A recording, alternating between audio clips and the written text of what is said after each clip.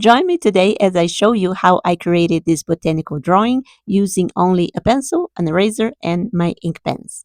I really enjoy creating these coneflowers as well as this lily of the valley flower, the little butterfly, and those mushrooms.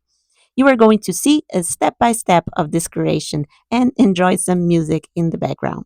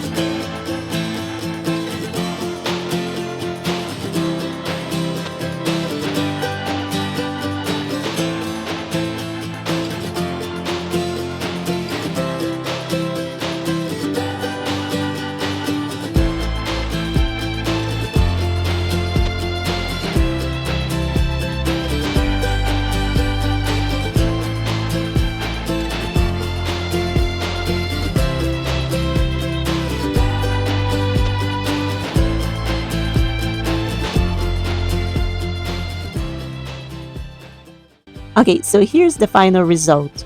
What was your favorite part of this composition? Did you like the coneflowers or the lily of the valley flower, the butterfly, or those little mushrooms down there? Let's see how this drawing would look if we were to print in a large canvas and hang it on the wall. I had so much fun creating this botanical drawing. I think you're going to enjoy it too. Will you give it a try? Well, thank you so much for watching. If this video was helpful for you, please hit the like button. And if you love drawing, painting, coloring, then maybe check out this next video coming up, and I'll see you next time. Bye-bye!